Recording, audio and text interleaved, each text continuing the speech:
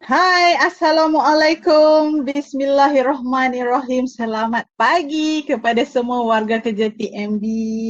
Salam Rabu. Harap semua hari ini ceria-ceria belaka, sihat-sihat belaka. Okey, saya Siti Nur Azrina aka Rina. Kenal lagi dah.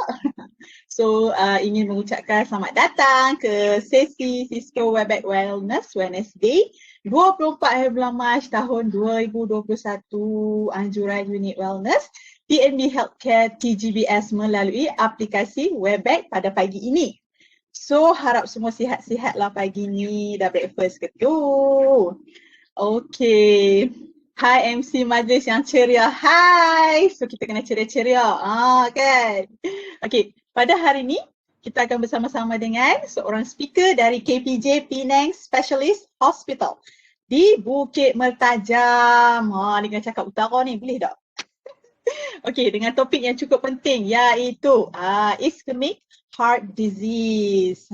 Okey, so speaker sesi Webex kita pada kali ni ialah Dr. Ahmad Kadri bin Awang yang merupakan pakar dalam cardiothoracic surgeon. Okey, baiklah tuan-tuan dan puan-puan, sebelum kita mendengar taklimat, penerangan dan tips-tips daripada speaker kita pada pagi ni, marilah kita melakukan sedikit aktiviti senaman ringkas bersama dengan tim Gym Caretakers TMB Healthcare TGBS. So, are you ready?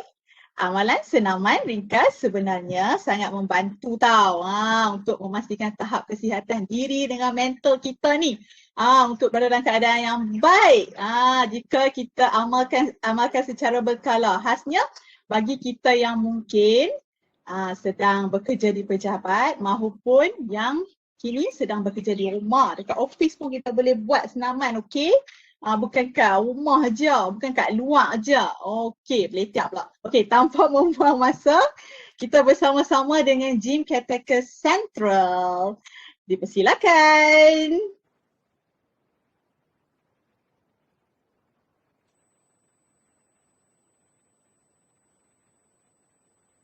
Ready for Tabata.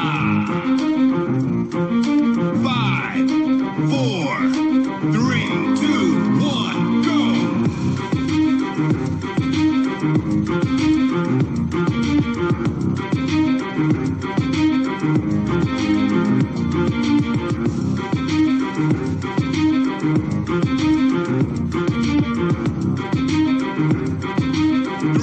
2, 1, break! 3, 2, 1, go! 3, 2, 1, break!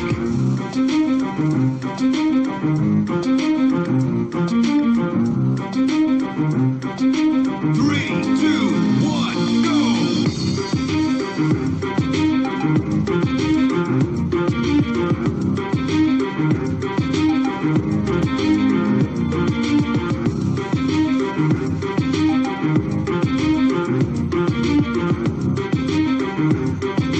Three, two, one, break!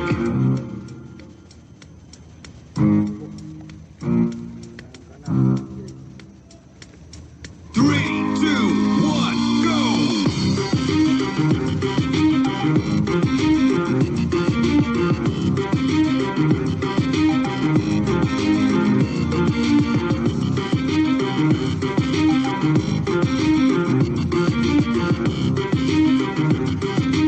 Three, two, one, break!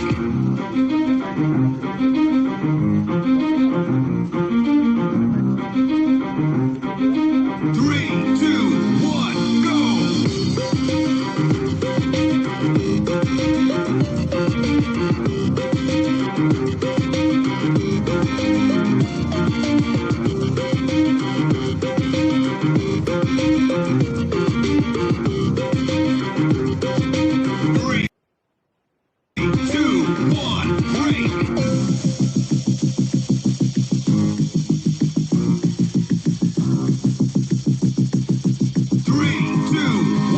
go!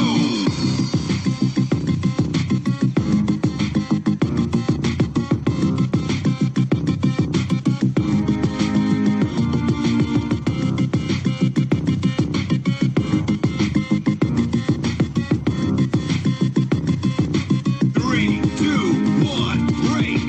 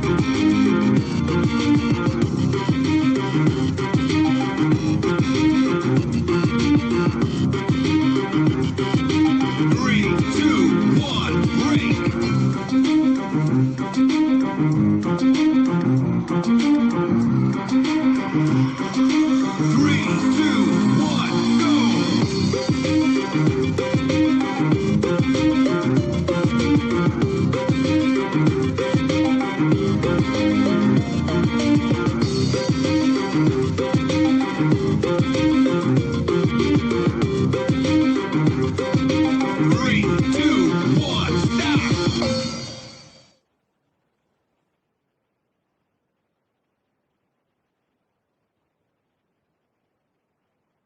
Alhamdulillah, terima kasih diucapkan kepada Jim Caretaker Central di atas bimbingan senama ringkas sebentar tadi. Yang ni dekat rumah pun boleh buat, dekat luar pun boleh buat, dekat office pun boleh buat. Sekarang pun kita boleh buat, tapi jangan, okay, kita dengar dulu webinar ini. So, okay, di tuan-tuan dan puan-puan, sebenarnya senama ringkas ni mempunyai banyak kebaikan tau. So, di antaranya dia membantu menghilangkan rasa mengantuk sewaktu bekerja, membantu menghilangkan rasa sakit atau keradangan pada sendi-sendi seperti lutut, pinggang, tangan, leher. So, disyorkan senama ringkas ni kita buat secara berulang-ulang lah. 5 ke 8 kali ke bagi setiap pergerakan. Start je tu. Okey, tuan-tuan dan puan-puan, sedikit informasi tambahan untuk perkongsian bersama. Jangan lupa untuk memperbanyakkan jumlah step atau langkah tuan-tuan dan puan-puan kerana dengan hanya berjalan atau berlari ianya dapat membantu mengekalkan tahap kesihatan kita sepanjang masa. Bukan susah pun, jalan je. Jalan slow-slow pun boleh, walk fast pun boleh. So, jom kita jalan, okay? So, sekarang ni kita sedang hangat dengan pertandingan Piala Presiden kan, yang 2.0 yang telah bermula untuk tempoh dari 1 Januari sehingga 31 Disember 2021. So, cabaran ni menyasarkan 5 pemenang bagi 5 kategori, iaitu kategori bahagian, jabatan dan juga anak syarikat keseluruhan dan individu. So di samping tu, untuk mengekalkan tahap kesihatan diri masing-masing, sumbanglah step tuan-tuan dan puan-puan untuk TMB. Okey, sasaran kita 70 bilion step TMB telah pun dilancarkan pada 2020 dengan menggunakan aplikasi BookDoc. Siapa lagi yang tak ada BookDoc ni? Download. Untuk maklumat tuan dan puan-puan, setakat pagi ni kita telah berjaya mengumpul 15.14 bilion step, iaitu 31.76% dan masih berbaki 54.86 bilion lagi. Step untuk mencapai sasaran 70 bilion kita sehingga hujung tahun 2021. So ianya tidak mustahil sekiranya kita semua bersama-sama bekerjasama dan berusaha untuk mencapai 70 bilion step tahun 2021. So di samping tu, setiap warga kerja mempunyai peluang untuk memenangi hadiah-hadiah yang disediakan. Dah lah jalan, lepas tu ada hadiah pula. Best ni. So oleh tu, muat turunlah dan aktifkan aplikasi BookDoc serta mulakanlah langkah tuan-tuan dan puan-puan sekarang untuk mengumpul lebih banyak jumlah tiket undian maya. Semakin banyak tiket undian maya diperoleh, semakin tinggi peluang untuk memenangi hadiah utama. Selain tu, pencapaian bulanan tuan-tuan dan puan-puan di BookDoc aktif juga akan menyumbang tiket undian maya tambahan tau. Best kan? So baiklah, tuan-tuan dan puan-puan, sebelum speaker kita memulakan sesi taklimat penerangan mengenai heart disease, sedikit latar belakang mengenai Dr. Ahmad Kadri bin Awang yang merupakan pakar dalam cardiothoracic surgeon di KPJ Penang. Tersasul dah. Dan telah memperolehi medical degree dari Universiti Kebangsaan Malaysia dan Master of General Surgery. So beliau pernah bertugas berkhidmat di beberapa hospital kerajaan bermula pada tahun 1998 dan bergelar sebagai pensyarah kanan di Universiti Islam Antarabangsa dan konsultan General Surgeon pada tahun 2005. Beliau mendapat fellowship training di Institut Jantung Negara dari tahun 2007 sehingga 2010 dan pernah berkhidmat di Chest Disease Hospital di negara Kuwait dan Hamad Medical Corporation Doha di negeri Qatar. Wah, hebat sungguh perjalanan kerjaya Dr. Ahmad Kadri bin Awang ya.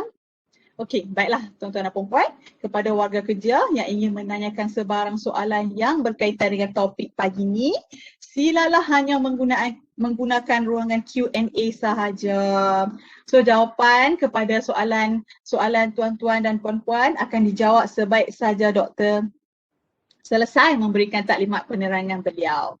Tanpa kita membuang masa lagi, saya serahkan sekarang sesi Webex kita kepada Dr. Ahmad Khairi dari KPJ Penang. Dipersilakan Doktor. Assalamualaikum warahmatullahi wabarakatuh. Boleh dengar lah? Boleh dengar, boleh. Okey. Terima kasih kepada Puan pengurusi majlis. Sorry sebab saya datang lambat, tak perasan tak boleh mention nama lah. Anyway, saya mulakan presentation saya. Tajuk hari ini berkenaan dengan ischemic heart disease. Boleh nampak ke slide ni? Nampak. Okay. Straight to the point, my lecture going to be maybe campur lah kot sebab nak straightforward in bahasa Malaysia quite difficult for me because a lot of terminology going to be in English, but otherwise I'll try my best to translate a few terms if having difficulty in getting all the information, and at the same time you can ask me later after the discussion or after the presentation. Okay, fine. To start with, semua tahu berkenaan dengan ischemic heart disease ni kan? Istilah perubatan berkenaan dengan ischemic ni, meaning that the condition where the heart is actually having inadequate blood supply. Darah tak sampai dekat jantung. So when we talk about the inadequate blood supply, the demand from the muscle of the heart is actually banyak.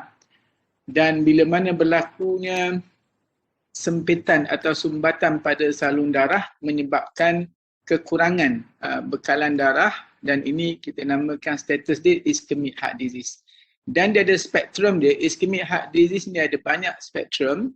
Yang paling teruk yang kita biasa dengar adalah acute myocardial infarct ataupun serangan jantung.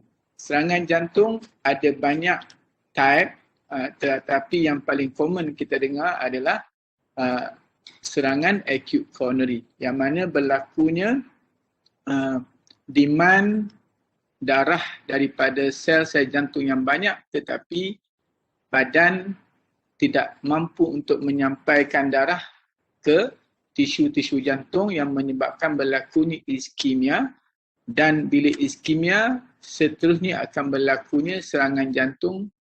Jika mana tindakan tidak diambil, jantung tersebut akan mati. Mungkin sebahagian daripada sel jantung sahaja mati, yang mana pesakit masih lagi hidup, tetapi ada yang menyebabkan sebahagian besar sel pada jantung yang mati yang boleh menyebabkan berlakunya kematian. Dan kebiasaannya kematian ini adalah kematian mengejut. Boleh faham Okay, next. Okay, this is what happened to our world nowadays. Kita tengok ini walaupun tak Islamic sikit sebab dia teori Darwin coming from the monkeys. But anyway, kita boleh tengok kehidupan manusia. Lately kita tengok obesity begitu tinggi di kalangan rakyat Malaysia. Dan ini adalah di antara penyebab utama serangan penyakit jantung. Dan di Malaysia kita dapat tengok lebih kurang dalam 40% dari penduduk di Malaysia, sama ada lelaki atau perempuan, mempunyai berat badan berlebihan. Dan ini satu perkara yang sangat serius, walaupun kita tengok kanak-kanak bayi yang baru lahir, bila badan mereka cabi, gemuk, nampak comel, cantik, comel. Begitu juga bila peringkat remaja nampak comel. Tetapi sebenarnya berat badan berlebihan ini bukanlah suatu culture yang sihat dari sudut kesihatan. Kita perlu untuk mengenangi masalah ini daripada awal. Kita mesti mengurangkan yang kita namakan child obesity daripada peringkat awal. Bukan bila dah berusia, berumur baru kita nak beria, nak kurangkan berat badan. Tetapi konsep ini perlu kita tanamkan di tahap awal lagi, mungkin dari peringkat umur kanak-kanak lagi, di mana ibu bapa perlu faham konsep pemakanan untuk anak-anak mereka untuk mengurangkan risiko sakit jantung. Kenapa saya sebut macam ni? Nanti saya akan tunjukkan dalam slide yang seterusnya berkenaan dengan propensity ataupun kita sebut propensity, maknanya keboleh dapatan sakit jantung di kalangan orang dewasa akibat daripada obesity semasa kanak-kanak. Dan juga proven dalam clinical study, kanak-kanak yang obese pada masa kanak-kanaknya mereka berisiko tinggi untuk mendapat sakit kencing manis, darah tinggi pada usia dewasa. Kita boleh bagi besar saya full screen. Tu ada, Full screen. yang untuk slide tu. Okay, boleh. Okay, this is the slide that I'm going to share with you. Dalam kehidupan kita ni, apa-apa yang kita buat pun actually finally kita akan mati. Sebab satu benda yang kita kena yakin, kematian adalah satu yang pasti. Kita ubah macam mana pun keadaan hidup kita, behavior hidup kita, hobi kita, finally kita akan mati. Cuma kita tidak mahu mati dalam keadaan yang awal yang kita namakan premature death. Ada orang mati pada umur 30 tahun akibat serangan jantung. Ada orang mati umur 25 tahun kerana aksiden. Ada yang belasan tahun kerana aksiden. Dan ini kita namakan premature death. Premature death ini adalah satu yang dari sudut sainsnya adalah preventable. Kita bercakap dari sudut sains, okey? Kita boleh elakkan kematian awal ini dengan cara-cara tertentu. Contoh yang saya bagi di sini, dilahirkan pada tahun 1914, dia berhenti merokok pada 1959, dia berhenti drinking 1973, tak makan red meat 1983, but he will die anyway in 1991. Okay?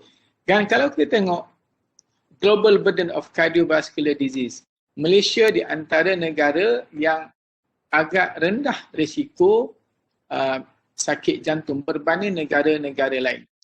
Kita kena faham beberapa isu berkenaan dengan sakit jantung ini sebab ia melibatkan banyak faktor. Nanti saya akan ceritakan dalam slide yang seterusnya. Dan mana faktor-faktor ini sebahagiannya adalah faktor yang kita boleh ubah, yang kita namakan dia modifiable risk factor. Those modifiable risk factor ni kita boleh ubah. Once kita ubah, we'll be able to reduce the risk of heart disease or cardiovascular disease. Dan kalau kita tengok map ni, tahun 2020, kita tengok Malaysia berada pada color kuning. Okay, color kuning ni dia punya risiko dalam 2,000 hingga 4,000 orang per 100,000 pesakit penduduk. Okay. Dan kalau kita tengok juga shifting worldwide burden of disease. Kalau dulu kita biasa dengar orang mati, biasanya disebabkan oleh jangkitan kuman, parasite infection ataupun jangkitan taun, TB dan sebagainya. In 1990s, it started to have increasing in cardiovascular disease. CVD itu adalah cardiovascular disease iaitu sakit jantung. Pada awal tahun 1990-an atau sebelumnya, kebanyakan kes kematian disebabkan oleh kita namakan communicable perinatal nutritional disease. Communicable ni adalah penyakit berjangkit. Contoh jangkitan kuman, filariasis, TB, kuman kolera. Yang terbaru adalah COVID-19. Yang ini adalah communicable disease yang meliputi almost 34.2% of the total death in 1990. But if you see the burden of disease is shifting towards 2020, you can see the CVD cardiovascular disease hovering almost 33.7%. Dan communicable disease berkurang kepada 15.1%. Now we are facing with what we call non-communicable disease. Penyakit yang tidak berjangkit. Penyakit yang tidak berjangkit ni contoh dia kanser yang memang tak berjangkit tapi boleh diwarisi, menyebabkan 18%, dan cardiovascular disease 33.7%. If you look through the graph projection in 2050, you will see cardiovascular disease expected to be rise to 40 to 45%. So meaning that half of the death may be in future due to cardiovascular disease. So we have to change. Kita kena tukar dan kita kena faham daripada sekarang. Before it's happened, we have to change. Okay. And if you look through, siapa yang bertanggungjawab dalam mengurangkan atau menguruskan risiko penyakit jantung di Malaysia? Dia sebenarnya pesakit jantung di Malaysia ini melibatkan semua peringkat daripada individu, sosial, environment dan kerajaan. Contoh yang saya bagi yang senang kita nak faham, kalau kita kena heart attack, kita berada di depan IJN, kemungkinan kita selamat. Tapi kalau kita kena heart attack di Gua Musang, transportation, information, ubat dan sebagainya sangat-sangat mempengaruhi outcome of any illness. So, kerajaan, individu, sosial dan juga infrastruktur sangat penting untuk menentukan hala tuju kesihatan masyarakat. Kita bukan bercakap hanya sekadar untuk short term effect of health, but kita kena letakkan satu layout yang lama, tempoh masa yang panjang untuk melahirkan satu masyarakat yang sihat. Kita nak masyarakat yang sihat, yang produktif. Nowadays in Malaysia, if you look through, at the age of 40, 50 dah start sakit. Dan mereka ni golongan yang sangat produktif. Golongan yang sangat produktif kalau kita pergi ke kilang ke kat mana-mana, mereka ni dominan. Umur 30 hingga 50 boleh dikatakan almost 70 to 80% of any department in Malaysia pada umur ini. Dan pada umur ini juga kita dapat lihat kes jantung meningkat. Dan bila keadaan kes jantung meningkat pada peringkat usia ini, automatically akan memberi impact kepada produktiviti negara, produktiviti sesuatu negeri dan produktiviti sesuatu kilang dan sebagainya. Okey? Dan kalau kita tengok di Malaysia sahaja pada tahun 2020 ini projection dah. Okey? Kita tengok lebih kurang ada 22.18% kematian disebabkan oleh coronary heart disease. Yang ini 22.18% ini directly daripada sakit jantung. Tetapi ada kes yang kematiannya indirect daripada heart disease. Contoh dia kena heart attack tapi dia selamat, tapi dia kena stroke selepas itu. Dan dia akan mati dalam 3-4 bulan selepas itu. Dan ini tidak termasuk dalam statistik ini. Yang ini kita ambil direct daripada kematian direct daripada acute myocardial infarct. Actual in reality, kematian yang berkait dengan jantung lebih kurang dalam 30 hingga 35% di Malaysia pada ketika ini. Dan kemungkinan pada tahun 2050, coronary heart disease akan menjadi penyebab utama, penyumbang utama kepada kematian rakyat Malaysia.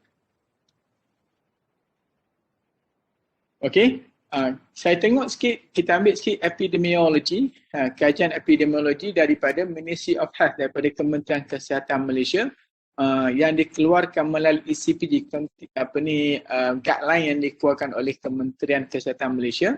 Kita tengok nombor 1 tu, main cause of global mortality and major contribution to the disease-related disability. Sakit jantung adalah penyebab utama kepada kematian dan penyumbang utama kepada disability. Ramai orang yang sakit jantung, lepas tu tak boleh pergi kerja, lepas tu tak boleh fulfill daily requirement dia, terpaksa bergantung dengan orang, dan ini adalah disability.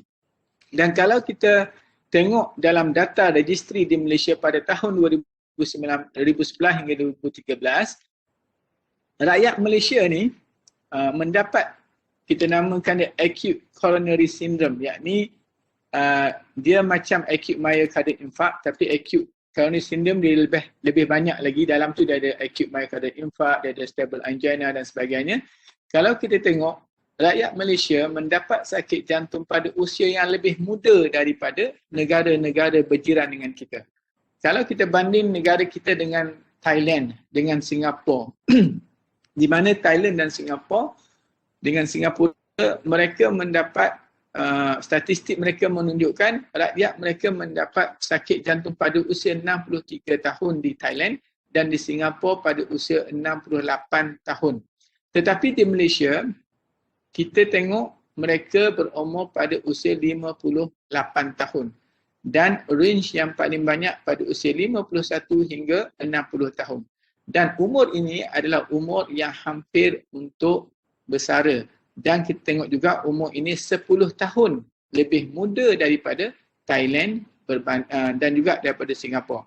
Dan statistik ini kalau kita bandingkan, compare dengan Jepun dengan Korea, kita sebenarnya mendapat sakit jantung lebih sangat muda. Di sekitar 15 tahun lebih awal daripada pesakit-pesakit di Jepun dan di Korea. Dan ini merupakan satu masalah sebab sebahagian besar daripada rakyat Malaysia yang mendapat sakit jantung ini mempunyai faktor risiko yang kita boleh ubah. Faktor risiko yang kita boleh ubah. Maknanya kalau kita ubah risiko dia, kemungkinan untuk mereka dapat sakit jantung boleh dikurangkan dengan signifikannya. Okey?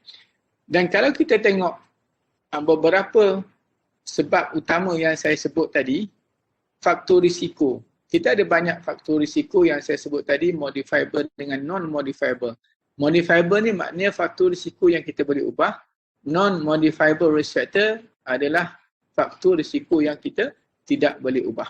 Kita ambil statistik yang dikeluarkan oleh Kerajaan Malaysia melalui Ministry of Health pada tahun 2017. Kita tengok rakyat Malaysia 63.6%, 60.3% in men and 64.5% in women overweight, okay, or obese. Yang statistik dikeluarkan adalah melebihi daripada ideal BMI. So boleh dikatakan separuh lebih daripada rakyat Malaysia mempunyai BMI yang tidak sihat. Sepatutnya BMI kita paling tinggi pun kalau lelaki dalam 25, perempuan dalam 24. So we have to maintain in that range. Okay, 19 to 24 or 19 to 25. So in Malaysia, we notice in this research found 63% of Malaysian population adult umur 18 tahun ke atas adalah overweight. Dan kita tengok juga smoking factor. Smoking kita tengok yang ni yang berumur 18 tahun ke atas. 43% of men smoking dan kebanyakannya 59% of them at the age of 21 to 30. So it's very young. And those are the people at this age has propensity to develop acute myocardial infarction. Kalau kita tengok juga dalam statistik ini, 43% dari lelaki dan 50% dari wanita mempunyai hyperkolesterolemia, mempunyai kolesterol yang tinggi. Hampir separuh rakyat Malaysia yang berumur 18 tahun ke atas mempunyai kolesterol yang tinggi. Darah tinggi, kalau kita tengok rakyat Malaysia 30% di kalangan lelaki dan 29% dari kalangan wanita mempunyai hypertension. Lebih kurang 1/3. Kalau kita jumpa orang dewasa dekat jalan, 3 orang, seorang ada darah tinggi. Dan kalau kita tengok diabetes, darah kencing manis, 16.7% lelaki dan 18.3% wanita. So 1/5 lebih kurang daripada rakyat Malaysia yang dewasa ada penyakit darah tinggi. So dalam keluarga kita kalau kita ada 5 orang, mungkin seorang ada darah tinggi, ada kencing manis, mungkin 2 orang ada darah tinggi jika mereka berumur 18 tahun ke atas. Dalam keluarga kita juga kalau kita tengok mungkin separuh daripada ahli keluarga kita mempunyai berat badan yang berlebihan ataupun kita panggil overweight ataupun obesity. Dan kalau kita tengok dalam keluarga kita juga kemungkinan separuh lelaki dalam keluarga kita adalah penghisap rokok. Jadi ini adalah faktor-faktor risiko yang kita boleh ubah. Yang mana menjadi sasaran utama rakyat kerajaan melalui Kementerian Kesihatan dengan kempen-kempennya untuk mengurangkan risiko ini dengan mengenal pasti faktor risiko target ataupun pesakit untuk berhenti merokok dan mengawal berat badan dan sebagainya. Okey, kita pergi sikit berkenaan dengan jantung. Kita nak kenal jantung kita. Jantung kita ni letak belah kiri, dada kita on the left side, sedikit ke sebelah kiri. So hari ni kita nak bincang berkenaan dengan ischemic heart disease. So ischemic heart disease ini kita hanya nampak saya punya cursor kan, saya punya arrow ni. Kita ada 2 salur darah utama, satu sebelah kiri yang ini, dia datang daripada aorta. Struktur utama jantung yang ini ada kita namakan dia superior vena cava, di bawah ni ada inferior vena cava. Darah daripada badan yang tidak beroksigen yang telah digunakan akan dibawa masuk ke sini dan akan terus masuk ke right ventricle kat sini. Kemudian dia akan keluar ikut pulmonary artery di sini pergi ke paru-paru untuk dioksigenkan dan kemudian balik semula ke jantung melalui left atrium dan dia akan masuk ke left ventricle kat sini. Daripada left ventricle dia akan ditolak masuk ke aorta. Semasa ditolak masuk ke aorta, ejecting the heart into the aorta, dia akan ada dua salur darah utama yang kita namakan dia coronary artery. So this coronary artery ada dua, satu left side dan satu lagi right side. Yang ini right, yang ini left. The left side is coming from the ostium and divided into two after it gives a short bridge of what we call left main stem. This is what we call left main stem. And then it goes behind or posteriorly we call circumflex artery, and to the front what we call a left anterior descending. And this is the right coronary artery. So kalau kita pergi hospital, ada siapa-siapa yang kena heart attack, doktor beritahu ada 3 blok, 2 blok, meaning that these 3 vessel block or these 2 vessel block. This depend the degree of blockages. Okay. Just to understand a bit of the pathophysiology, how the blockages happen, how the narrowing of the coronary happening.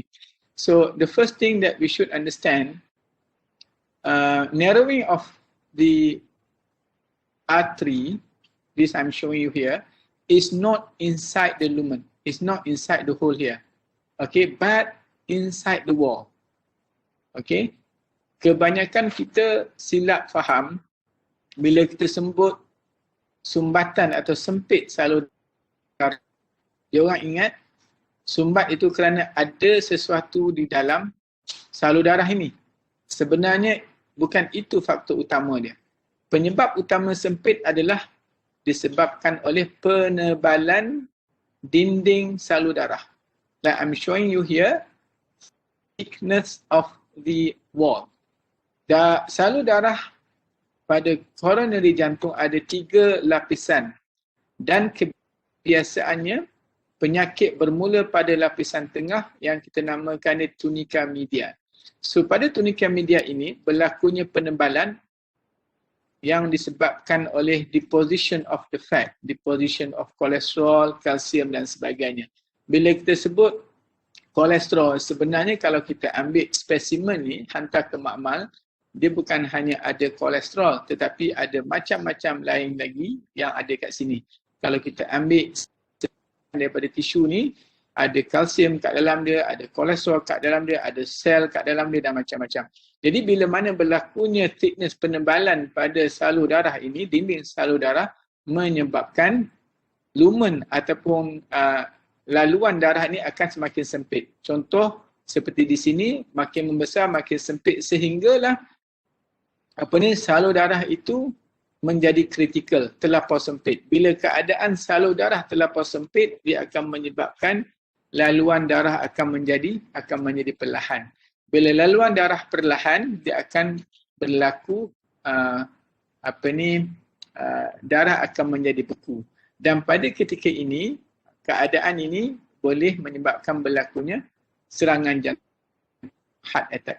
Pada masa keadaan di sini atau di sini, kita sebahagian besar pesakit akan merasa cepat penat, cepat letih, mengah ataupun sakit dada bila melakukan aktiviti lasak. Contoh di sini bila keadaan demand otot jantung banyak, memerlukan banyak darah, tetapi keadaan salur darah yang sempit, dia akan menyebabkan sakit pada dada kiri. Tetapi sakit ini akan hilang bila kita berehat. Bila jantung berdenyut secara lebih perlahan, demand dia berkurang, maka sakit akan berkurang. Dan ini kita namakan dia angina ataupun sakit pada jantung. Dan bila keadaan bertambah teruk, dia punya simptom tu akan tally dengan keterukan sempitan. Maknanya kalau sebelum ni dia boleh naik sampai tingkat 3, kemungkinan selepas itu dia hanya boleh naik sampai tingkat 2 sahaja. dan mungkin tingkat 1 sahaja bila sumbatan sempitan semakin teruk. Dan bila berlaku darah beku di dalam saluran darah, mereka akan dapat acute myocardial infarct, penyakit jantung koroneri yang boleh menyebabkan kematian sel-sel otot jantung dan juga boleh menyebabkan kematian secara mengejut. Okey, ini adalah contoh saya ambil, kita namakan endarterectomy. Video ni, ini adalah lapisan kulit, lapisan salur darah. Tengok color dia kuning, cantik macam minyak, macam lemak kan. This is what we have eaten. Apa yang kita makan dia akan simpan kat sini. Ini kita namakan endarterectomy. Ini adalah salur darah bahagian depan jantung. Tengok, it's not easy, dan ini adalah satu keadaan yang sangat-sangat membahaya kepada pesakit dan sangat susah pembedahan untuk dilakukan sebab kita kena keluarkan semua lemak yang ada pada salur darah. Bukan semua pesakit yang menjalani pembedahan jantung akan dibuat seperti ini, tidak, tapi sebahagian sahaja. Okey, keadaan ini berlaku bila semua sepanjang salur darah tidak ada ruangan yang terbuka untuk dibuat bypass, maka kita akan keluarkan semua salur darah tu dan kita buat salur darah baru. Proses ini kita namakan dia endarterectomy. Okey, saya ada sebut tadi berkenaan dengan kematian awal. Seperti yang saya tunjuk kat sini, death is inevitable. Mati bukan benda yang kita boleh berhenti, kita boleh stop dan sebagainya. But premature death is not. Kematian awal adalah satu benda yang kita boleh elak. Okey? Okey. Risiko, faktor risiko. Saya sebut tadi ada beberapa faktor risiko. Saya ada mention modifiable risk factor dan non-modifiable risk factor. Non-modifiable risk factor saya sebut di sini jantina, lelaki dan wanita. Kita tak boleh ubah jantina. Walaupun physically boleh buat pembedahan, boleh ubah genital set dan sebagainya, tetapi dari sudut hormon di dalam badan, fisiologi badan masih lagi lelaki. Dan risiko untuk mendapat sakit jantung walaupun dia telah buat transgender operation dan sebagainya masih sama sebagai seorang lelaki. Sebab faktor risiko sakit jantung orang lelaki lebih tinggi berbanding dengan wanita. Sebab wanita ada protection sebelum mereka menopause. Mereka ada estrogen, hormon estrogen yang dikeluarkan oleh wanita semasa mereka subur, yang mana estrogen ini akan menjadi protector untuk dari mendapat sakit jantung. Yang keduanya umur. Bila umur meningkat, risiko mendapat sakit jantung lebih tinggi. Dan umur ni kita tak boleh ubah, tak boleh nak reverse. Buatlah botox injection, cosmetic surgery, whatever you're going to do, but the age still persistent, still continues. It's going to be satu hari lebih tua pada hari esok dan seterusnya. Walaupun kita dah buat full makeup dan sebagainya, masih lagi tidak akan berubah umur kita. Yang ketiganya, race ataupun bangsa. Bangsa utama di Malaysia ada Cina, Melayu dan India. Okey, kita tengok, saya sebut India last sebab India mempunyai faktor risiko yang lebih tinggi berbanding dengan bangsa-bangsa lain yang diikuti oleh bangsa Melayu dan yang paling kurang adalah bangsa Cina untuk sakit jantung. Kenapa ini berlaku? Satu kajian yang dibuat, they found out that among Indian race, genetically they have a smaller caliber of vessel. Size salur darah pada jantung dia lebih kecil berbanding dengan bangsa lain.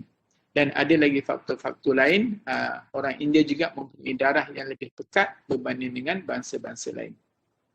Yang keempat, genetik. Genetik ni kalau mak ayah kita ada sakit jantung, kemungkinan kita mendapat sakit jantung adalah lebih tinggi daripada orang yang tidak mempunyai ibu dan ayah berpenyakit jantung. Yang ini adalah 4 perkara yang kita tak boleh ubah. Sex, male or female, age, bangsa, genetik dan sebahagian penyakit patologi, penyakit congenital pada jantung yang kita tak boleh ubah, yang boleh menyebabkan seseorang itu propensity dia untuk dapat sakit jantung lebih tinggi. Yang ini kita tak boleh ubah, jadi kita tak perlu bincang dengan panjang lebar. Yang kedua, modifiable risk factor. Risiko yang kita boleh ubah. Yang ni banyak. Sebab semuanya kita boleh ubah. Satu, top of the list is diabetes mellitus. Kencing manis. Kencing manis ini adalah salah satu sebab utama berlakunya sakit jantung di Malaysia. Boleh dikatakan up to 50 to 60% orang sakit jantung ada kencing manis. So, we have to control the kencing manis. If you control the diabetes, the risk to develop heart disease is less. So, macam mana nak control kencing manis apa semua, yang tu nanti boleh bincang dengan doktor panel masing-masing. Yang keduanya, smoking. Ni saya hari ni berurusan dengan orang TMB kan. Dan saya dapat information dan juga personally bila kita interview pesakit-pesakit yang datang untuk berawatan di hospital terutamanya di KPJ Penang ni, boleh dikatakan pesakit TMB ni yang saya jumpa, yang lelaki especially, boleh kan sampai 70% smoking. Ramai. And the other problem is because of ramai, susah nak berhenti. Kita pujuk macam mana pun, beri nasihat macam mana pun. In fact, a few patients I had given the medication to help them stop or cease from smoking, but fail because of kawan-kawan pengaruh. Sebab ramai sangat, jadi masing-masing tolong-menolong untuk jangan berhenti merokok. In which not very healthy, not healthy culture at all. And I think the TMB, I don't know how, but maybe they should have certain campaign in the department or in the TMB themselves to promote stop smoking or introduce stop smoking clinic kepada pesakit ataupun staff-staff TMB. Okay. Yang ketiga, hypertension. Hypertension. Yang keempat, hyperlipidemia. Hyperlipidemia ni adalah kolesterol yang tinggi lah. Yang kelima, obesity ataupun kegemukan. Yang keenam, physical activity, tidak membuat aktiviti secukupnya. Contoh tadi kita punya moderator, chairperson ada sebut berkenaan dengan kempen berjalan. It's very good exercises. In fact, every single individual should have a step about 10,000 steps per day. Lebih kurang 10 km satu hari berjalan, in which there is the good exercise to start with before we embark on doing more exogenous exercises, contoh brisk walking ataupun jogging, naik basikal dan sebagainya. Yang ketujuh, diet modification. Ini satu part yang paling susah untuk rakyat Malaysia, especially those who stay in Penang, because Penang known to be heaven of food. Pergi kat mana-mana pun going to be the nasi kandar, pasir embuk, all these things. In which, not saying you cannot eat at all, but eat in moderation, eat in control. The thing that I have to tell you, tidak ada makanan yang tidak sihat sebenarnya. Walaupun lemak itu bukannya tidak sihat, yang tidak sihatnya kita, yang kita ambil itu adalah tidak sihat. Perangai kita, our habit is not healthy. The food is healthy, but our habit yang tidak sihat, unhealthy habit. So, there's no such thing of unhealthy food. The only thing is an unhealthy habit. Makanan memang banyak depan mata kita, we are the one who choose.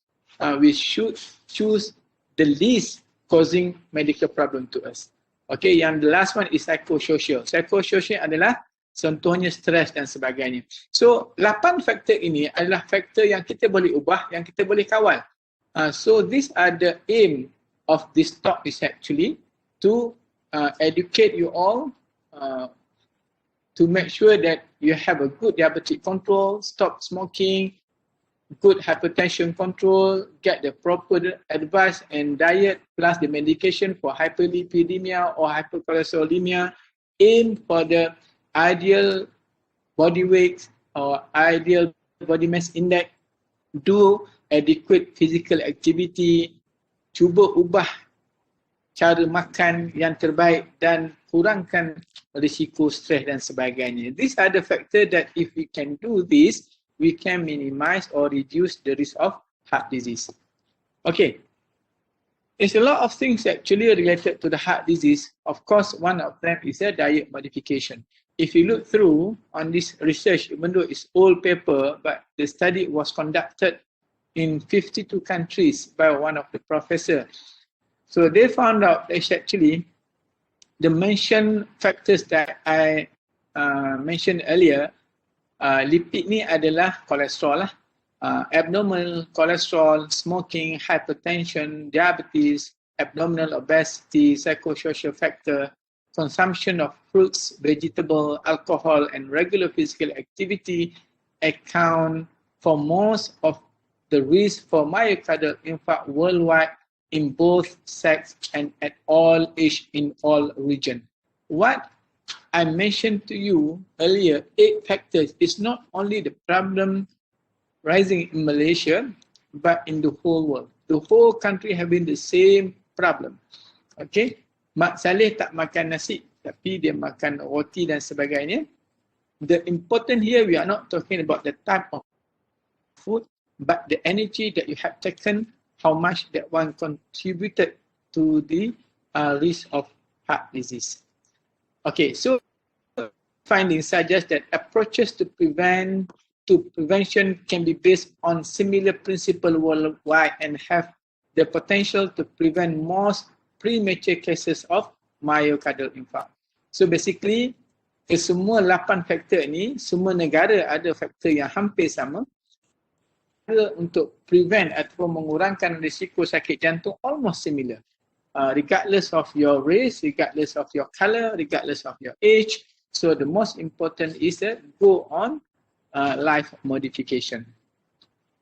Okay, this is one of the example, the research in USA. Kalau kita tengok kat sini, orang Amerika 76.8% tidak mengamalkan diet yang sihat. 24% smoking, 33% mempunyai body mass index yang berlebihan daripada yang ideal, 31% tidak membuat physical activity mencukupi, 17% mempunyai darah tinggi, 8.2% mempunyai diabetes. Kalau kita merujuk kepada statistik ini yang tahun 2005 hingga 2006 di Amerika Syarikat, kita banding dengan rakyat kita di Malaysia pada hari ini, kita dapat lihat statistik sebenarnya keadaan rakyat Malaysia demographically adalah lebih teruk daripada apa yang berlaku di Amerika Syarikat pada tahun 2005-2006. Okay? Dan kita sebenarnya kalau tengok current smoking kita up to 40%. Body mass index kita up to almost 50%. Physical activity tak ada research yang detail. Health diet score saya rasa almost 80% rakyat Malaysia tidak mengamalkan cara makan yang sihat. Kolesterol lebih kurang dalam 30% rakyat Malaysia yang berumur 18 tahun ke atas mempunyai kolesterol yang tinggi. Blood pressure lebih kurang 25 hingga 30% bagi yang berumur 18 tahun ke atas. Kencing manis lebih kurang dalam 15% atau 14.8% rakyat Malaysia mengidap kencing manis. Keseluruhannya menunjukkan rakyat Malaysia mempunyai tahap kesihatan yang lebih teruk berbanding dengan Amerika Syarikat pada tahun 2005. Okey. Sedikit saya sentuh berkenaan life modification. Contoh kita ambil kencing manis diabetes. Kencing manis kalau kita ambil seorang pesakit dan kita prescribe dia dengan lifestyle modification. Dia ikut lifestyle modification yang betul. Dalam masa 3 tahun, kita boleh tengok bagaimana mereka ini boleh mengurangkan pengambilan ubat kencing manis dan kita akan tengok kontrol kencing manisnya lebih baik berbanding dengan mereka yang tidak membuat life modification. Dan ada sesetengah pesakit, bila mana mereka membuat life modification, mereka boleh hentikan pengambilan ubat kencing manis. Tetapi mereka masih lagi memerlukan rawatan blood check up secara berkala untuk pastikan darahnya sentiasa dalam keadaan optimum, dalam keadaan yang normal. Walaupun mereka sudah berhenti makan ubat kencing manis dengan melakukan lifestyle modification, tetapi pemeriksaan selanjutnya perlu dibuat. Okey, kita ambil sikit berkenaan dengan recommendation eating habit. Malaysian Healthy Eating Recommendation. Kesemua ni sebenarnya cara nak makan apa semua ada dalam Recommendation Ministry of Health. Yang ini dikeluarkan pada tahun 2017. Kita boleh tengoklah, kita hanya ambil 1/4 saja. Karbohidrat, contoh nasi, noodles, bread, cereal dan sebagainya, ambil 1/4 plate sahaja.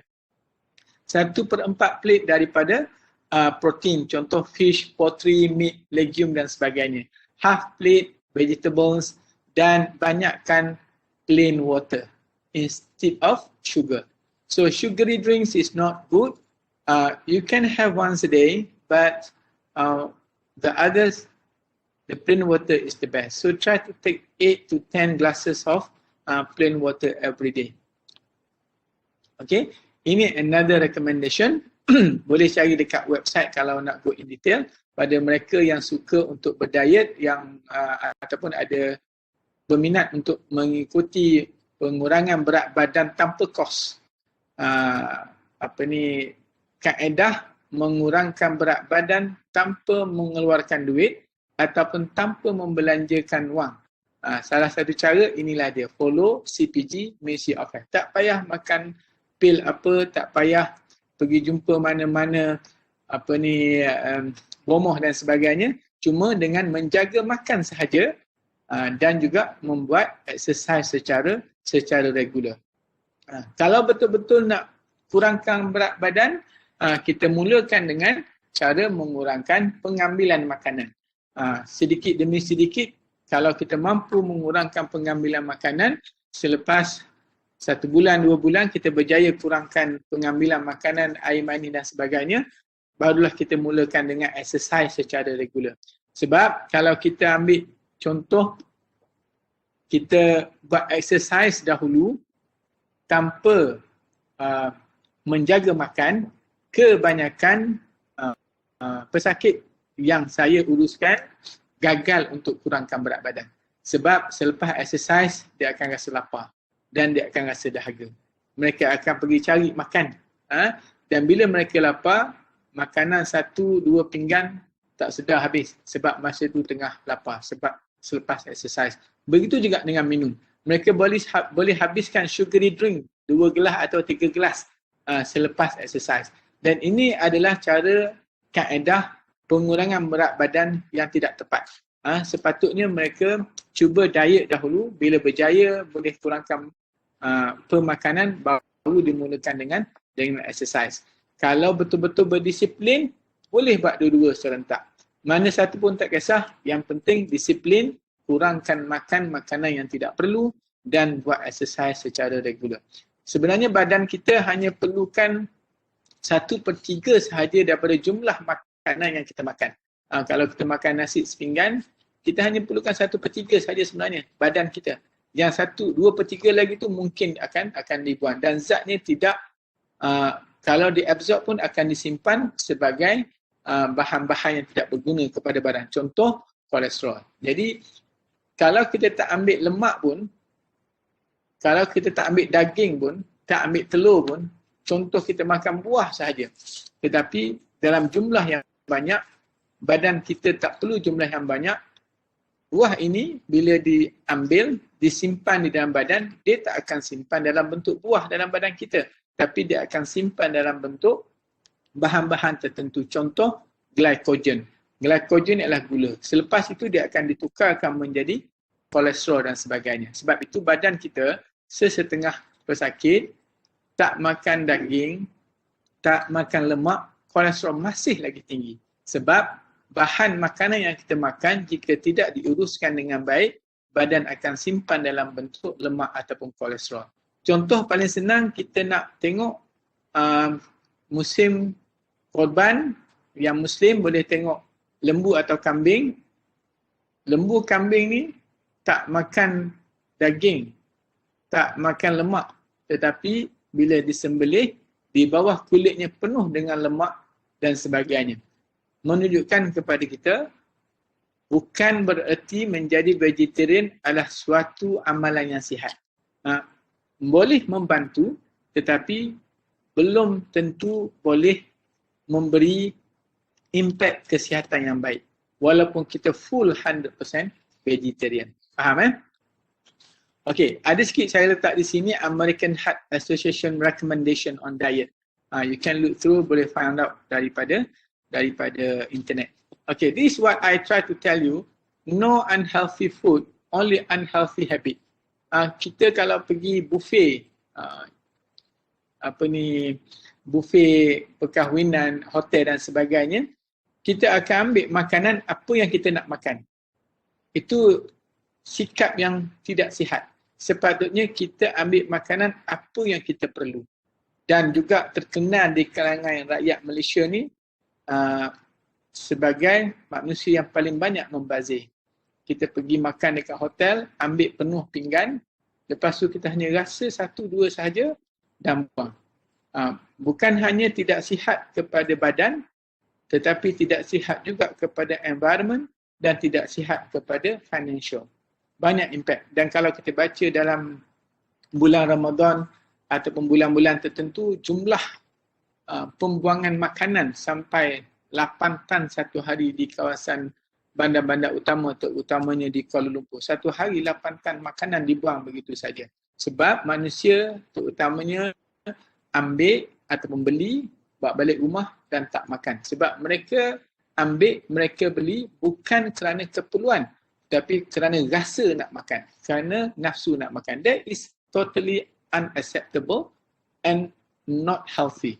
Ini adalah sikap perangai yang perlu diubah. Okey. Satu lagi berkenaan dengan exercise. Dan satu research dibuat, kalau seseorang individu tidak membuat exercise, okey, mereka ini mempunyai risiko yang sama seperti orang merokok. Tak buat exercise sama dengan merokok. Bayangkan kalau dia tak buat exercise dan dia merokok, risiko dia akan berganda-ganda. Okey? Dan yang menjadi masalah kepada kita juga seperti ini. Okey? Kita beli mesin, alat dan beli treadmill, beli static bicycle, beli basikal, beli apa lagi? Macam-macam kita beli, bola, badminton, semua kita hanya beli sebulan saja main. Contoh treadmill ni, bulan kedua, bulan ketiga akan jadi tempat sidai baju, sidai kain, kebanyakan rumah. Okey, jadi ini adalah satu keadaan yang sangat membazir. Kita beli, kita buat investment dan kita tak guna. Okey, apa yang kita perlu buat? Physical activity paling kurang 30 minit 7 days a week atau 5 hari seminggu. The best for the beginners, try to walk 10,000 steps ataupun 10 km satu hari. Walking or brisk walking. Of course, when you go further, you can go for jogging, cycling or swimming, as long as doing exercise is good. I just skip a few sebab panjang sangat dah rasanya. Okay, exercise juga boleh mengurangkan obesity. Saya sebut tadi, okay, nak mengurangkan kegemukan berat badan ada 2-3 cara. Yang pertamanya adalah dengan kita kawal pemakanan. Yang keduanya dengan membuat exercise secara berkala. Bukan exercise seminggu sekali ataupun sebulan sekali. Exercise secara berkala. Maknanya setiap minggu kita kena buat. 3 kali atau 4 kali seminggu. Dan penjagaan makanan adalah penjagaan makanan yang berterusan, bukannya seasonal. Musim-musim tertentu saja kita nak diet, tidak, tapi berterusan. Baru kita boleh mengurangkan berat badan. Dan exercise juga boleh mengurangkan risiko penyakit jantung secara direct. Tadi kita sebut 8 faktor risiko. Exercise boleh mengurangkan penyakit jantung coronary secara direct. Dan ini research adalah terbukti menunjukkan kalau kita buat exercise secara berkala, kita mampu untuk kurangkan penyakit jantung coronary. Bukan itu saja, exercise juga boleh mengurangkan kandungan lemak di dalam badan. Dia boleh hancurkan lemak, terutamanya kolesterol jahat di dalam badan. Selain daripada kita buat diet modification, exercise juga mampu untuk mengurangkan lemak-lemak yang jahat di dalam badan kita. In detail macam mana cara nak buat, you have to find out, you have to go and see your doctors, get the proper advice. Okay. Okay, this is the thing that I mentioned earlier. Orang TMB ni, pekerja TMB ramai yang smoking, especially yang lelaki. So, kalau kita tengok in 2015, there WHO estimated tobacco death is about 6.4 million a year. Lebih kurang 6.4 million pada tahun 2015. Dan sekarang rasanya dalam 7 point plus something, I can't remember exact number, but about 8 million per year. Okay. So, smoking ini memang satu tabiat yang sangat sukar untuk kita berhentikan mereka. Tetapi kalau buat grup untuk sama-sama kurang dan berhentikan ataupun mengadakan klinik quit smoking, mungkin boleh membantu mereka yang menjadi perokok tegar ni untuk berhenti. Okey, kalau kita berhenti rokok, kita bukan hanya boleh mengurangkan risiko sakit jantung, tetapi banyak lagi sakit-sakit lain yang berpunca dari rokok boleh dikurangkan. Okey, daripada kanser, leukemia, stroke, infection, lung disease, fracture dan sebagainya. Dan kalau kita berhenti merokok, walaupun pada usia 60 tahun, masih lagi memberi kebaikan. Maknanya kita berhenti rokok pada usia berapa pun tetap memberi kebaikan kepada kesihatan. Kalau lagi awal, lagi memberi impak yang lebih baik kepada kesihatan. Dan perkara yang kita boleh tengok, kita boleh cek diri sendiri bagi perokok, kalau dia berhenti merokok selepas 20 minit, dia boleh cek nadi dia akan berkurang berbanding dengan pada masa dia merokok. Dan tengok graf saya tunjuk ni, dalam masa 12 jam, karbon monoksida dalam badan akan berkurang dan dia akan selepas 2-3 minggu dia boleh kurangkan risiko untuk dapat heart attack. Dalam masa 1 hingga 9 bulan dia akan turunkan risiko untuk batuk dan 10 tahun dia akan mengurangkan risiko kanser dan sebagainya.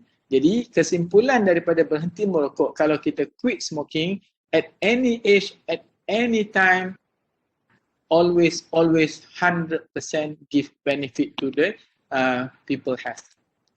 Okey, dan bagaimana cara nak berhenti merokok, yang ni boleh bincang dengan klinik panel masing-masing. Okey. Yang menjadi masalah kepada masyarakat kita, semenjak saya membaca tentang bahaya merokok, saya berhenti membaca. Dia bukan berhenti merokok. Yang menjadi masalah besar. Bila kita bincang masalah merokok dengan mereka, mereka tak nak dengar, tak nak cakap dan mereka cuba mengalih topik-topik lain. Terutamanya pesakit lelaki yang merokok. Okay. Psikososial satu benda yang sangat sukar untuk kita ukur. Stress something that cannot be measured, but the coping stress mechanism is very important. So every single individual in the department should have a psychosocial assessment in order to minimize the risk of heart disease. Psychosocial not only give back impact to the heart disease, but to other health also. Okay, including immune system also. Okay. Okay, saya skip. Okay, apa yang perlu kita buat pada setiap individu? 7 perkara yang kita kena check. Satunya, blood cholesterol. Yang keduanya, blood pressure. Yang ketiga, blood sugar.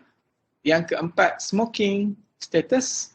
Yang kelima, healthy diet. Yang keenam, healthy weight. Yang ketujuh, physical activity. 7 benda, perkara yang saya sebut tadi yang sangat penting untuk kita kontrol supaya risiko sakit jantung berjaya dikurangkan. Okey, contoh saya bagi sikit berkenaan dengan salur darah pada jantung. Ini adalah salur darah pada jantung sebelah kanan dan ini sebelah kiri. Kita boleh lihat salur darah ini keadaannya dinding dia smooth sampai hujung. Ini adalah salur darah yang normal. Okey, bagi pesakit yang mempunyai sumbatan jaringan jantung boleh tengok di sini, di sebelah kiri ni. Kita boleh tengok sempitan almost 80% to 90% is vertical narrowing dan di sebelah kanan ni putus terus, tak nampak ada gap di sini. Maknanya di sini 100% block. Tapi ini ada kontras, ada color kat sini, dia datang daripada belakang. So kita panggil retrograde flow. Okay. Ini yang lagi teruk. Kalau tengok yang sebelumnya, dia agak besar dan tidak diffuse. Disease dia agak kita panggil discrete lesion, tapi yang ni diffuse di the whole salur darah kecil sampai hujung. Yang ni pun sampai hujung. Dan ini adalah satu keadaan sumbatan salur darah pada jantung yang sangat kritikal, dan biasanya kes-kes seperti ini, kalau yang ini boleh dilakukan pembedahan atau yang ini boleh digunakan stent, yang sebelah kanan ni kena buat pembedahan bypass, yang ini tak boleh buat apa-apa lah.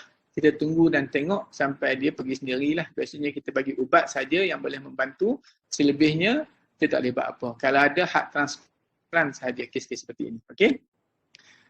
Saya tunjuk sikit berkenaan dengan pembedahan jantung. Ini kita akan buka dada. Ada banyak cara untuk membuat pembedahan jantung. Ada open heart surgery, ada minimally invasive. Ini adalah kita buka dada, tulang dada, kita potong tulang dada.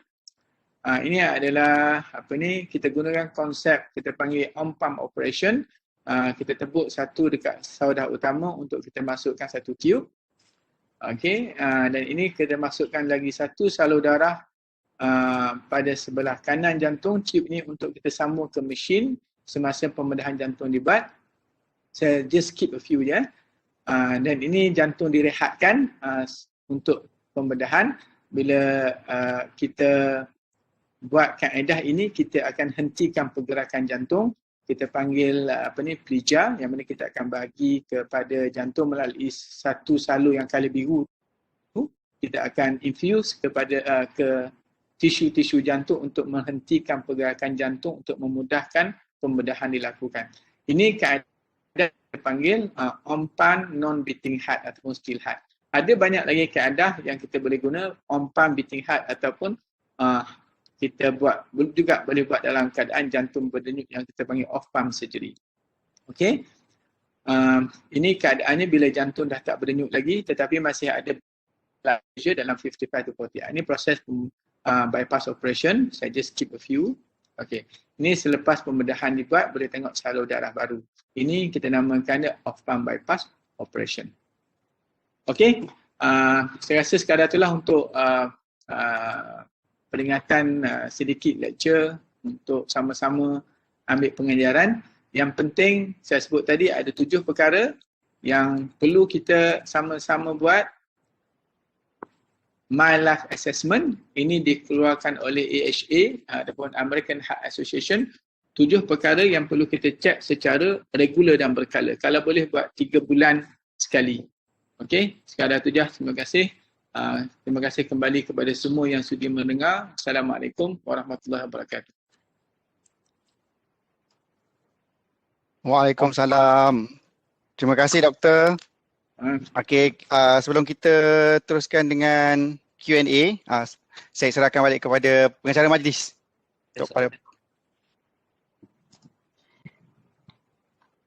Okey, terima kasih banyak-banyak doktor. Best dengar, takut tengok gambar jantung tu. Okey. Okey, sebelum kita ke sesi soal jawab, kita serahkan pada Cik Iman. Okey, Assalamualaikum, salam sejahtera semua. Saya nak minta kerjasama kepada semua para hadirin untuk jawab soalan poll. Saya akan open sebentar lagi, saya bagi 2 minit untuk semua jawab. Okey, kita bekerjasama semua untuk jawab. Terima kasih.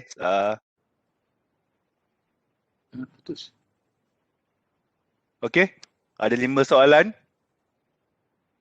Boleh jawab.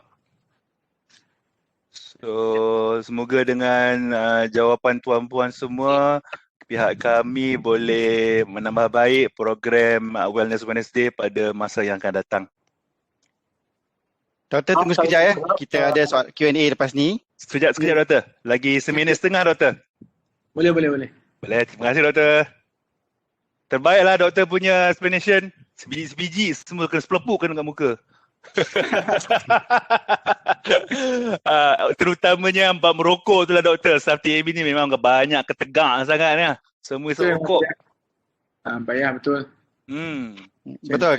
Kalau ikutkan sendiri dalam TMB dah wartakan sebagai kawasan larangan merokok di dalam kawasan TMB dan juga di dalam kenderaan TNB. Good, very good move. So memang kalau doktor datang ke TMB di HQ tu kita sedia adalah kawasan untuk perokok tegar ni tapi di hujung-hujung dunia lah. Dan tapi ada satu sambil-sambil dia jawab pool ni, ada satu soalan ni lah yang menarik juga perhatian saya. Adalah dia kata mungkin boleh memperkenalkan non-smoking allowance or fitness allowance. So saya rasa untuk bagi allowance ni untuk kesihatan diri sendiri tu tak perlulah. Kalau tuan nak tahu, kat dalam TMB sendiri kita ada 61 gym yang TMB sediakan untuk anggota kerja, tapi kehadiran anggota kerja kita sendiri ke gym-gym tersebut sangat-sangatlah sedih. Krik kan no? Ya. So kalau ikutkan, memang waktu PKP ni kita tutup, kita tak buka berikutan walaupun government telah benarkan kita buka kalau gym-gym di luar, tapi TMB sendiri masih menutup semua facilities TMB lah. So insyaAllah selepas buka nanti saya harap tuan-puan semua boleh hadir ke gym-gym kita. Ada 61 gym di 61 lokasi. Untuk tuan-tuan, dan kita ada juga 9 gym caretaker yang boleh membantu tuan-tuan untuk capai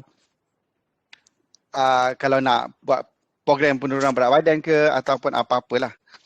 Okey, terima kasih tuan-puan. Pool dah tutup Terima kasih. Alright. So macam doktor cakap tadi, saya nampak satu tu berjalan 8,000 langkah tadi.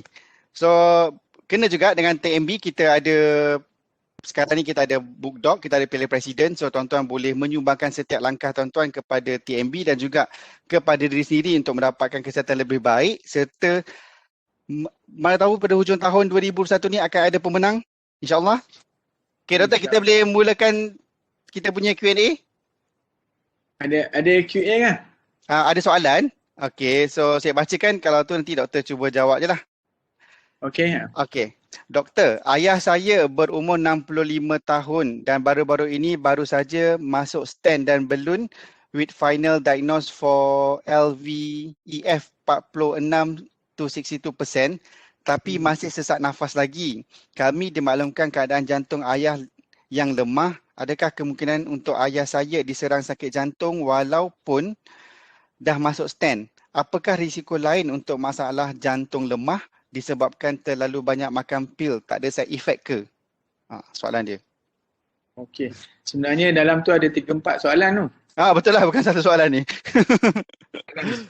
Saya cuba simplifykan. Satu berkenaan dengan stent, yang kedua berkenaan jantung lemah, yang ketiganya berkenaan dengan pengambilan ubat. So ada 3 soalan.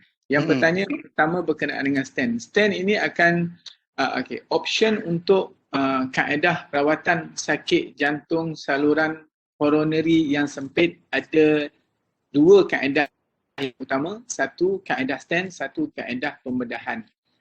Stent ini pun ada banyak pilihan, ada banyak jenis type of stent available in the market. Ada stent yang biasa yang kita namakan bare stent, ada yang kita panggil bare metal stent, ada stent yang medicated stent yang ada ubat pada stent tersebut, yang ada ubat untuk mengelakkan darah tersumbat ataupun beku, dan ada yang the latest punya dia ubat juga tetapi ubat yang lebih efisien. So ketiga-tiga ini ada baik dan buruknya. Dan biasanya pemilihan untuk masukkan stent ataupun pembedahan bergantung kepada keterukan sempitan pada salur darah, buatan untuk masukkan stent dan faktor risiko pesakit. Jadi ada banyak isu yang kena bincang di antara pesakit dengan doktor, sebab bukan semua pesakit sesuai untuk stent, bukan semua pesakit sesuai untuk pembedahan. Kebiasaannya kalau satu atau dua sumbatan pada salur darah, bagi pesakit yang tidak mempunyai kencing manis, stent adalah pilihan yang terbaik. Tetapi bagi pesakit yang mempunyai sumbatan salur darah lebih dari 2 ataupun sumbatan pada salur darah utama, dan pada pesakit yang mempunyai kencing manis, stent bukan pilihan terbaik. Pembedahan adalah pilihan terbaik. Tetapi ada banyak lagi faktor-faktor lain yang kita kena bincang, keadaan pesakit secara keseluruhan, fusi jantung dan sebagainya. Jadi untuk komen sama ada stent yang terbaik atau tidak, tak boleh diberi komen kerana dia ada banyak profil yang kita perlu kita tahu. Yang kedua, jantung lemah. Biasanya jantung lemah kita definisikan dia bila fungsi jantung kurang dari 30%. 30 hingga 45% atau 50% kita namakan dia impaired left ventricular ejection fraction ataupun impaired LVEF. Dan pesakit ini kemungkinan berada pada grup yang kedua iaitu impaired LVEF. Bila impaired LVEF ni kebanyakan pesakit boleh melakukan aktiviti harian seperti biasa, cuma mereka memerlukan ubat-ubatan yang spesifik untuk memberi kekuatan semula kepada jantung dan untuk mengurangkan air. Sebab pesakit jantung yang mempunyai lemah jantung ataupun yang grup kedua yang kita namakan the left ventricular ejection fraction impairment, dia perlu mengurangkan pengambilan air harian. Dan mereka perlu mengambil ubat kencing untuk mengeluarkan air daripada badan sebab jantung dia tak boleh mengawal dalam keadaan jumlah aliran air ataupun darah yang banyak di dalam badan. Okey, yang ketiga, ubat-ubatan membahaya atau tidak. Sebenarnya semua ubat-ubatan ada kesan samping dan semua makanan ada kesan samping. Kita duk dengar ubat dia ada kesan samping. Betul. Tetapi pada masa yang sama juga kita tak aware, kita tak alert makanan yang kita makan hari-hari sebenarnya ada kesan samping. Contoh yang paling senang kita ambil nasi lah. Nasi adalah satu makanan ruji rakyat di kawasan Asia, termasuk Asia Selatan, Asia Tenggara dan sebagainya. Dan kalau kita tengok makan nasi secara yang betul tak ada masalah. Makan satu mangkuk kecil, 1/4 ataupun 1/3 pinggan tidak memberi masalah. Tetapi kalau kita makan nasi 3-4 pinggan, dia akan memberi masalah kepada kita. Kesan samping dia adalah kegemukan dan kencing manis. Tapi orang tak pernah cerita benda-benda macam ni. Sama juga macam kalau kita ambil daging yang berlebihan. Kita boleh ambil daging tapi berlebihan akan memberi masalah darah tinggi dan sebagainya. Sama juga dengan ubat. Kalau kita ambil ubat dalam dos yang dibenarkan tidak memberi masalah. Tidak memberi kesan samping yang teruk. Sama juga macam contoh saya bagi nasi tadi. Jadi kalau diambil ubat mengikut color yang diberikan oleh doktor, kebiasaannya tidak memberikan kesan samping yang teruk kepada pesakit. Sebab itu pesakit boleh makan sampai 5-6 tahun pun dengan ubat yang sama tidak memberi masalah. Tetapi pada masa yang sama kena buat pemeriksaan darah secara berkala. Okey, jadi nak selesaikan masalah Pak Cik tadi tu saya rasa saya tak boleh selesaikan di sini. Kena bawa dia pergi jumpa mana-mana doktor yang mengurus ataupun membuat rawatan jantung dia dan bincang secara detail. Sebab kebiasaannya bagi pesakit yang mempunyai ejection fraction lebih daripada 45% boleh hidup dalam keadaan biasa. Bahkan mereka ni boleh buat exercise, simple exercise should be okay usually. Maybe ada something yang terlebih atau terkurang yang perlu fine tune dari segi ubat-ubatan. Okey, saya harap menjawab soalan. Alright. Okey doktor, soalan seterusnya. Doktor, bagaimana hendak menghentikan kebergantungan penggunaan pacemaker bateri bagi seseorang itu? Adakah perlu prosedur open heart surgery untuk mengenal pasti mana-mana blok pada salur darah di jantung? Ada dua soalan juga tu. Satu Betul. Satu lagi berkenaan blok pada jantung. Okey, pacemaker ni dia bidang lain lah. Bidang dia electrician lah basically. TMB punya kerja lah ni. Okey.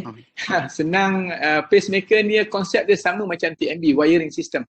Okey, so jantung kita, Allah buat jantung kita ni dia ada very specific system yang kita namakan dia electrical system dia, kita namakan dia SAN, sinoatrial node.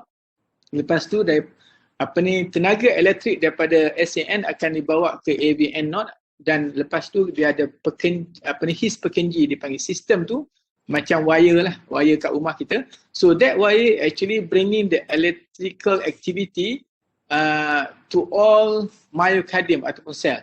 Dan proses ini berlaku secara synchronized, yang mana elektrik daripada SAN kepada AVN dan ke pekenji his di hujungnya hasilnya adalah contraction pada jantung.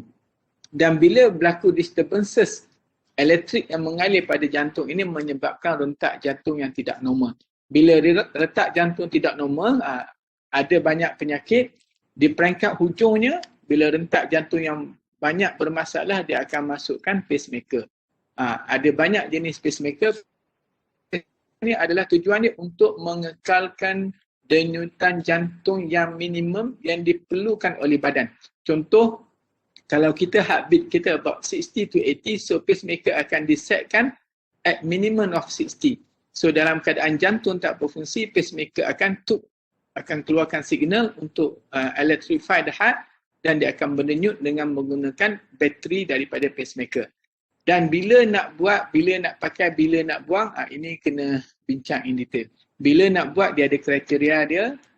Bila nak buang, biasanya kita tak buang lah pacemaker ni. Walaupun tak guna, disimpan kat situ. Unless got problem, infection, gangguan pergerakan dan sebagainya. Tapi kebiasaannya, kita tak buang pacemaker.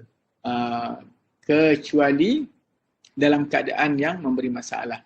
So, timing untuk pacemaker memang pesakit yang mempunyai denyutan jantung yang bermasalah baru akan dibincang berkenaan dengan pacemaker. Yang kedua, soalan berkenaan salur darah tersumbat. Cara nak tahu salur darah tersumbat ada beberapa kaedah. Yang pertamanya, ini untuk tahu sumbatan. Bukan nak tahu sakit myocardial infarct, nak tahu angina, tidak. Untuk tahu darah sumbat atau tidak, pertamanya kita boleh buat CT scan, coronary CT scan. Walau dia punya ketepatan dia dalam 80 hingga 90% sahaja. Dia tak boleh nak detect 100%. Gold standard cara untuk tengok mengenal pasti salur darah tersumbat hanya dengan coronary angiogram. Dia kena buat dekat makmal cath lab, dia masukkan satu jarum pada salur darah nadi kita, sama ada di pangkal peha ataupun di pergelangan tangan, dimasukkan wire dan dimasukkan ubat pada salur darah coronary yang saya tunjuk gambar tadi tu. Di situ dia akan inject ubat tu akan color hitam. Ya, ada nampak 2-3 slide saya tunjuk tadi. Itu adalah proses yang kita namakan coronary angiogram, yang itu almost 99% kita boleh detect narrowing ataupun sumbatan pada jantung. Okey? Ada soalan lain? Okey, ada. Doktor, boleh explain sedikit pasal irregular heart rhythm? Adakah ia berbahaya? Apakah puncanya? Bagaimana nak pulihkannya? 3 soalan sekali dia bagi. Aduh. Combo semua ni. Okey, irregular heart rhythm ni ada banyak. Okey, dia actually a bit detail. Kerana irregular heart rhythm ni dia kena faham dulu standard rhythm utama jantung. Kalau kita pergi ke klinik, dia akan buat ECG, electrocardiogram, strip kertas tu kan. So dia akan print out. So dekat situ dia ada bentuk macam graf. So that graph we call it, dia ada PQRS complex. So PQRS-TU complex. So complex ini aliran bentuk itu adalah standard. Dia namakan wave tu, dinamakan wave PQRST-U. So itu adalah standard. So mana-mana rhythm yang tidak ikut pathway PQRS complex ini adalah irregular. Okay, bila sebut irregular heart, dia ada banyak. Irregular heart yang paling common kita namakan dia atrial fibrillation. Yang paling common di kalangan orang-orang yang berumur, orang berusia. Tapi ada banyak lagi irregular lain, contoh ectopic ventricular contraction, kita ada ventricular tachycardia, kita ada ventricular fibrillation dan sebagainya. Ada irregular heartbeat yang tidak berbahaya, ada yang irregular heartbeat yang berbahaya. So dia ada spektrum kat situ. Dia ada hujung sebelah kiri irregular heartbeat yang tak bahaya, dia ada irregular heartbeat sebelah kanan yang berbahaya. Okey, ada juga kes-kes yang irregular heartbeat yang keadaan biasa tak bahaya, tetapi bila ada stimulation, ada stres dan sebagainya, dia boleh jadi berbahaya dan dia boleh jadi pengsan. Okey, contoh saya boleh bagi Wolff-Parkinson-White syndrome, WTW disease, ataupun prolonged QT syndrome. Banyaklah dia punya syndrome dia yang mana dalam keadaan biasa tak ada, dia normal. Tapi bila dia stres, ataupun contoh yang paling senang kita dengar, budak-budak dekat sekolah tengah-tengah assembly dia jatuh pengsan, ataupun tengah-tengah buat kerja dia pengsan, lepas tu dia bangun balik. Ini ada sebahagian daripada irregular heartbeat yang berbahaya yang kena buat penyiasatan. Mungkin ada sakit irregular heartbeat ini yang menyebabkan jantung tu berhenti berdenyut sekejap, ataupun jantung tu dia berdenyut tetapi berdenyut yang tidak efektif. Dia berdenyut juga tapi darah tak keluar. So this is the condition in which yang kita namakan dia malignant irregular heartbeat. So nak cerita dia panjang. Kesimpulan dia, irregular heartbeat ada yang tak berbahaya, ada yang berbahaya. Jadi in detail kena pergi bincang face to face dengan pakar yang bertauliah untuk merawat pesakit irregular heartbeat ini. Irregular heartbeat ni dia ada speciality dia di dalam perubatan di bawah kardiologi. Dalam kardiologi dia ada sub-speciality dinamakan electrophysiotherapist. So dia panggil EP, electrophysiotherapist. Dekat IJN ada 3-4 orang kat sana. So ataupun di hospital-hospital lain pun, di KBJ Penang pun ada, jadi boleh jumpa mereka yang orang kata pakar dalam bahagian elektrik dekat jantung. TMB tak boleh main lah kat sini sebab bukan bidang mereka. Okay. Okey. Boleh lagi soalan doktor? Boleh last kot, boleh. Last. Last Okey. Nikah Doktor motivation. Okey doktor, apakah cara terbaik untuk kurangkan hyperlipidemia kolesterol? Hyperlipid. Nak kurang kolesterol. Okay. Saya ada cerita tadi kolesterol ni ada banyak jenis kolesterol. Ada kolesterol jahat, ada kolesterol baik. Dan kolesterol ni ada satu lagi yang kita perlu faham. Dia ada satu yang kita namakan familial hypercholesterolemia. Familial ni maknanya dia sakit keturunan. Kita bagi apa pun, buat modification apa pun dia tak akan berkurang kecuali dengan ubat-ubatan. Cara yang paling baik untuk kurangkan kolesterol, pertama kita kena tahu kolesterol mana yang tinggi dalam badan kita dan berpunca daripada apa. Kalau penyakit keturunan, kolesterol yang tinggi diakibatkan oleh keturunan, pemakanan, exercise dan ubat-ubatan adalah perlu. Tetapi bagi kolesterol bukan disebabkan oleh keturunan. Kalau bukan disebabkan oleh keturunan, diet modification dengan exercise sangat-sangat membantu. Kalau betul-betul menjaga makanan dan membuat exercise secara regular, maksud exercise ni dia ada exercise yang simple, moderate dengan exercise exercise. Bukan hanya sekadar berjalan macam biasa saja, tapi kalau betul-betul nak kurangkan kolesterol, dia ada certain stage of exercise yang kena achieve untuk bakar lemak dalam badan.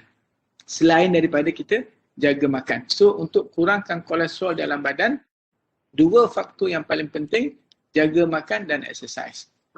Okey, tapi bagi yang ada sakit keturunan disebab kolesterol disebabkan oleh keturunan, kebanyakan mereka exercise dah buat, makanan dah jaga, tapi mereka perlu juga ambil ubat-ubatan.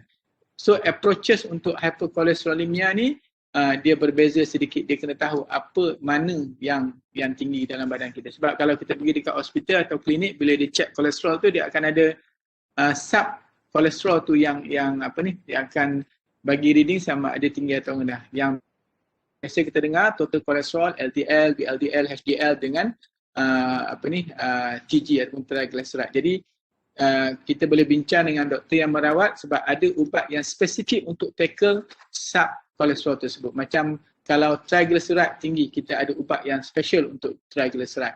Ataupun LDL yang tinggi ataupun VLDL yang tinggi, dia ada ubat yang spesifik untuk VLDL. Jadi kena bawa bincanglah dengan doktor yang merawat. So orang kata sometimes daripada panel tu kita kena minta kebenaran panel sekali-sekala untuk pergi ke jumpa doktor pakar lah supaya dapat perbincangan secara detail dan rawatan yang optimum. Bukan panel tak pandai, tapi ada sebahagiannya tu dia sambung ubat sampai 10 tahun pun ubat yang sama saja. Tak sesuai lah. Okay, sekian, terima kasih. Okey. Terima kasih doktor. So saya serahkan balik kepada pengacara majlis untuk seterusnya. Okey, terima kasih Cik Noah. Terima kasih. Okey, terima kasih diucapkan kepada Dr. Ahmad Khaidri bin Awang dari KPJ Penang atas sesi perkongsian informasi yang amat berguna kepada kita semua sebentar tadi. adalah diharapkan ianya dapat memberikan pengetahuan, kesedaran dan panduan kepada kita bukan sahaja untuk menjalani gaya hidup aktif dan sihat semata-mata, tetapi memahami akan simptom-simptom awal, jenis-jenis rawatan dan pencegahan yang boleh diambil dengan segera.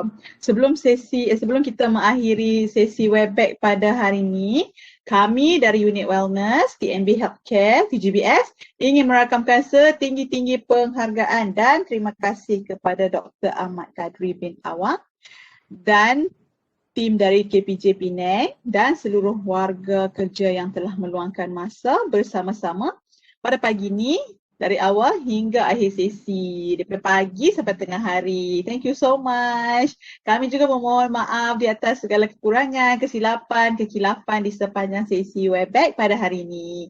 Jumpa lagi di sesi Webex Wellness Wednesday pada minggu hadapan dengan topik yang tidak kurang menarik dan pentingnya kepada kita semua, iaitu mengenai kanser prostat dari KPJ Damansara. Jangan lupa block date tuan-tuan dan puan-puan dan wawarkan kepada rakan-rakan dan ahli keluarga untuk bersama-sama menyertai sesi Webex minggu depan. So sebelum kita mengundur diri, sama-sama kita terus berdoa dan ingat mengingati tentang bahayanya virus COVID-19 ni. So stay safe, stay healthy, patuhilah SOP dan lindungi diri, lindung semua. Sama-sama kita putuskan rantaian COVID-19. Jumpa lagi. Terima kasih. Assalamualaikum. Selamat tengah hari. Bye.